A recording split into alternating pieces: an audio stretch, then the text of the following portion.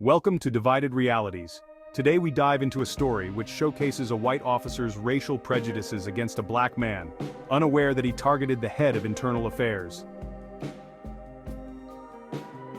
It was a late afternoon in Oakland, and the hustle of the day was beginning to fade into the early evening.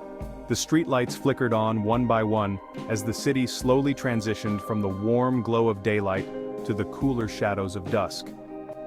Marcus Johnson, the head of Internal Affairs Oakland District, had just wrapped up a long day of administrative work in the heart of the city.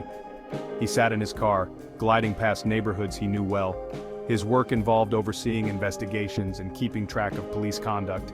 But today, his mind wasn't entirely focused on the bureaucracy.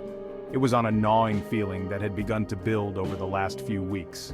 As Marcus drove, he reflected on the recent tension between the police department and the community. Things weren't as they had been when he first joined the force. The world around him seemed increasingly divided, and as someone in a leadership position, the weight of the growing divide weighed heavily on him. The endless reports of officer misconduct, racial profiling, and community distrust had left him questioning the very system he was a part of. He wasn't just another officer. He had seen the realities of the job from every angle and had worked his way through the ranks. But today, despite the calm of the drive, something in the pit of his stomach told him that the day's quiet routine would soon be interrupted by something more troubling. As Marcus approached a traffic light, it suddenly turned yellow. He instinctively slowed down to stop, but before he could make it to the intersection, flashing lights lit up his rearview mirror. A police cruiser had pulled in behind him, its sirens barely audible over the hum of his engine. A sigh escaped Marcus's lips as he maneuvered the car toward the side of the road. He had been stopped many times before, but this time, a subtle unease began to settle in. The officer who approached the car was young, probably in his mid-30s, and Marcus couldn't help but notice the confidence in his stride.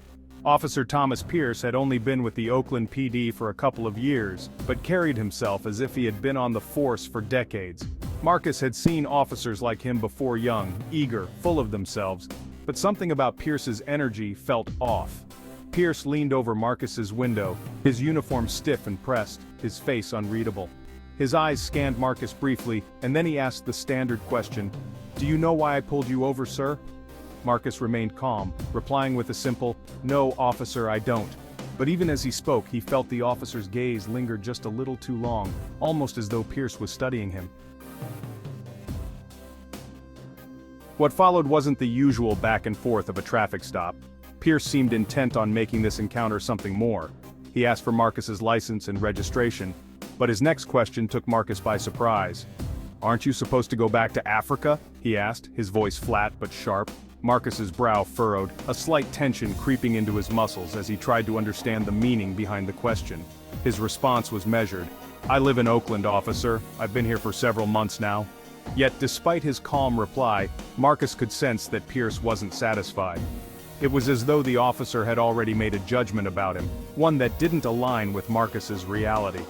The tension between them began to grow. Pierce's tone had shifted. He wasn't just asking questions, he was interrogating Marcus. His eyes kept darting between Marcus's face and his hands, as though he was waiting for something to happen, waiting for a reason to escalate things further.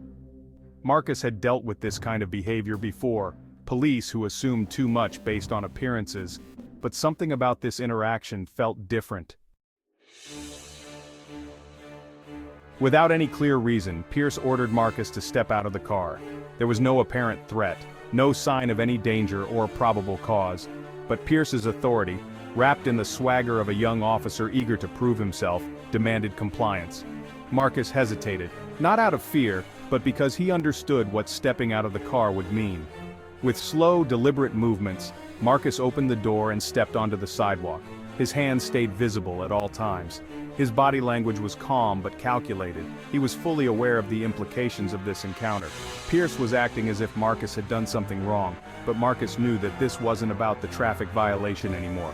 This was about power, who controlled the situation and how far Pierce was willing to take things. Pierce gestured toward the back of the car, instructing Marcus to place his hands on the vehicle. The order was sharp, a sign that he wanted to maintain dominance over the situation. Marcus obeyed, but with an air of detachment. The longer this dragged on, the more it became apparent that Pierce was acting out of suspicion and not any real evidence. The young officer was trying to intimidate him, but Marcus wouldn't be moved. As Pierce began his search, Marcus remained still. His posture was unyielding, his face a mask of calm. He knew that this wasn't about a simple search for contraband, it was a statement. Pierce was searching for something else. Perhaps he was hoping for a confrontation, a reason to justify this escalating encounter. But Marcus wasn't going to give him that satisfaction. "You seem awfully confident," Pierce muttered under his breath, as he continued to pat Marcus down. It was more of a comment than a question, but it was clear that Pierce was growing frustrated by Marcus's composure. Marcus, however, wasn't rattled. He'd been in situations like this before, but he never allowed his emotions to dictate his actions. He kept his voice steady, his gaze unwavering. "Confidence isn't the issue here, officer," he replied. "Respect is." It was a subtle shift in tone, but it made all the difference.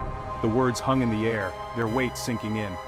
Pierce faltered slightly, as if he had expected a different response, one of fear perhaps. But Marcus wasn't afraid, and that unsettled the officer.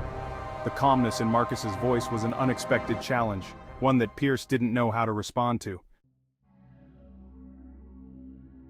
For a moment neither of them spoke. The street around them had grown quieter, the sounds of the city fading into the background. Marcus could feel the officer's uncertainty growing, but he didn't break the silence. Instead, he reached into his jacket pocket, his fingers brushing over his badge. His movements were slow, deliberate, ensuring that Pierce could see every action clearly. "I'm reaching for my badge," Marcus said, his voice still calm, but with a sense of finality. There was no need for theatrics. This was not the time for drama. It was simply a fact. Pierce stiffened immediately, his hand twitching toward his holster as though he expected something to go wrong. But Marcus had already anticipated this. He opened his wallet slowly, pulling out a badge that gleamed in the soft light of the street lamp. When Marcus revealed his badge, it was like a switch flipped inside of Pierce. The young officer's eyes widened, his lips parting in shock. Head of Internal Affairs. Marcus's role within the department was one that many people didn't fully understand, but it carried weight. He wasn't just another officer. He was someone who had the authority to investigate, to oversee, and to hold people accountable for their actions. The transformation in Pierce was immediate. He took a half step back, his expression faltering as the reality of the situation settled in. What had started as a routine traffic stop was now something much more complex, something that neither of them had anticipated. For a moment, Pierce just stood there, his mind racing to process what had just happened. He had assumed that this was just another minor infraction, that Marcus was just another driver to stop. But now, in front of him, was someone who could change everything with a single word. Marcus had the power to hold him accountable, to question every action he'd taken in this interaction and beyond. Marcus didn't rush. He wasn't interested in making a spectacle. Instead, he took his time, ensuring that Pierce understood the gravity of the situation. "Think carefully about your next actions, officer," he said, his tone measured. "You'll be hearing from me again." Marcus's words were the final statement, leaving no room for doubt. Pierce, though still reeling from the revelation, knew that the power had shifted. It was no longer about the traffic stop, it was about the consequences that would come from this interaction. And Marcus, for his part, had made it clear that this was not over.